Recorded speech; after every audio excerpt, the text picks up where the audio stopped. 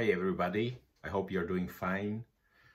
I got an email from a friend of mine from Pavle. He runs and owns a very successful company here in Europe. It's in the travel industry, but also in the sports travel. Tour operator. He's also DMC, so inbound, outbound. He is considered as a friend. He's also a business partner in a certain extent, a customer,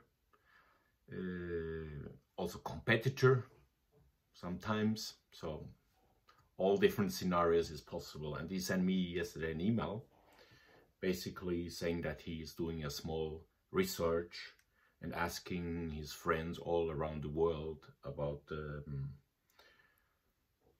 coronavirus and the impact it has.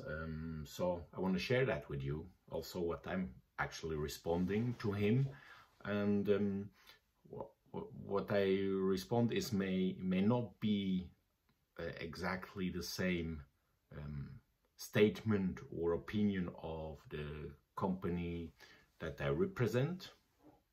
It's so meaning that is my personal view on it. However, I believe mostly it will be the same. But let's start. So the first question is, please can tell me what you think about the situation with the coronavirus. Well, I mean, so many things have been said about it. There are conspiracies around, if it's this way, that way, if the measures that the government has taken are the correct ones or not. All questionable. Later on, after everything is over, obviously we will know more about it and we will be smarter. I hope so, at least. One thing for me is clear. That is, we need to learn out of it. That is number one. So what I mean with that is, it cannot be in the future that somebody somewhere in the world is coughing or has or there is a virus or whatever, and then the whole world very quickly stops. And I mean the economy. I mean, that is not possible. I mean, we have to learn out of it. That is I think is most important. And what I also think is that we have to learn out of it, and there is more than only economy. There are the people. So but economy somehow is important, because especially if the economy completely stops, I mean, it has an effect on the people. So the most important thing is we have to learn out of it. That is I believe, is the most important. Then the next one was how long it will take for the industry to start again. So I'm basically in the sports travel industry. So in the travel industry itself, what we have to take in consideration is, first of all, it's not over. We are still fully in. We have to, how long it will take is very difficult to say. And especially we have to consider that maybe in Asia, the things are already calm. In Europe, we are now in the middle of it. In the US also. But how it is South America, how it is all Africa. So even if then here in Europe it gets better, or in the US it gets better, then we may still have the virus very strong in the southern hemisphere, and especially in Africa. And as we all know, the health support is not the same as in Europe, unfortunately. So let's see. What can happen is maybe that in Europe and in the US, the things are getting better. In Asia, and the sports can come back, the events can come back, etc. But how it is then with African countries, South American countries, and obviously that also has an impact on it. So, you know, I think it will still go somehow 1-2 months until it will get better. Maybe after summer in Europe, slowly things can get to normal, at least start individual travel, city travel, some events, maybe starting some small ones, but definitely in the sporting events, the big ones, I don't believe it will start before September, most likely, at least in Europe. And more or less normal, I believe, will be December, or basically next year. Well, yes, it's very difficult to say, but definitely over the next few months, even though it may start to pick up, will be very small. And in the industry that I am most of the time, is in the sports travel industry, really the ones that also generate money basically are the bigger events. I don't believe that it will be before September, October. And even so, very slowly. Individual travel, yes, may pick up before. And in the others, in terms of corporate travel, etc., I don't really have a clear picture on it. I'm not very much involved in it, but definitely whatever is group travel and major events, also in outside of the sport, I believe it will be the same. And most likely we'll see in Europe, and traveling around in Europe, that's fine, but other continents most likely it will take a few more months. Then the next one, when you expect to back in normal. Let's talk 2021, I believe. And what is normal? That's also a good question. I mean, whenever you can do as a service provider, basically, if we start to do business this year, we can be very happy.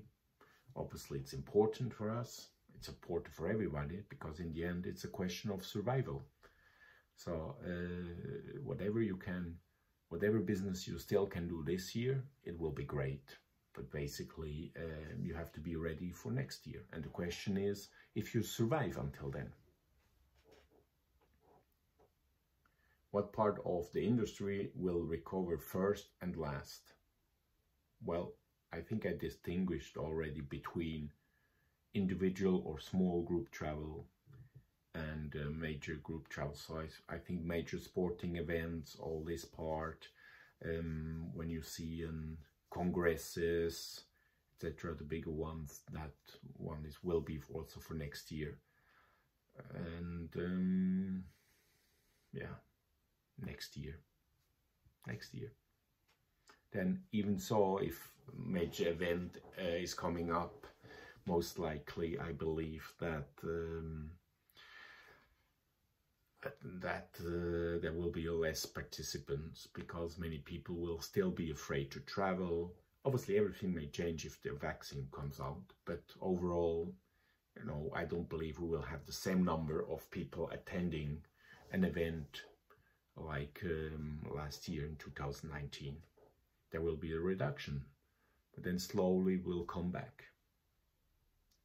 How many companies will not survive this situation?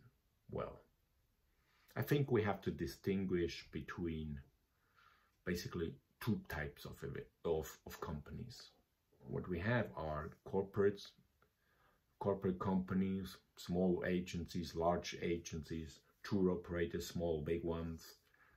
And then we have very often, especially in the sport events industry, we have a lot of one-man show. Small ones, they have just one person or maybe two person, and then they have freelancers. Those one obviously will be also very affected, because at the moment they have no income. That is very difficult.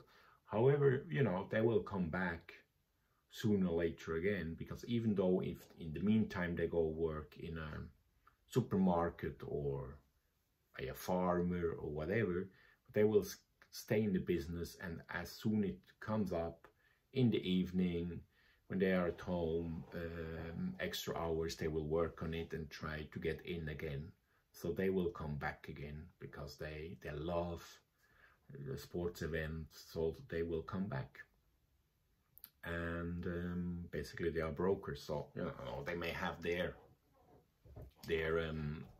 new job, but then side hustle, they will come back again. So we have those ones, and there are many of this type of people, this type of business owners. And then we have the corporates, and obviously the question is how much cash you have. It's not only a question how big you are, because if you have also a lot of employees but you have no cash, then you're out of business, even though you may have support from the government. But, you know, it will not be endless. So it's very difficult to say a number, but I believe maybe half of the companies will disappear somehow, most likely. Some of them will come back, maybe in a different way. They just shut down the company, then start again, try to survive in the meantime, and then once they pick it up, because they have the relationship with end customers, then they will come back. But certainly some will disappear. And yeah, so unfortunately, but you know, you can't do much. So it's a question of money. Who has the money? Who can survive? Try to make it smart, you know, putting a few people. Unfortunately, you have to say we don't have any job at the moment for you, and then later on you try to recover.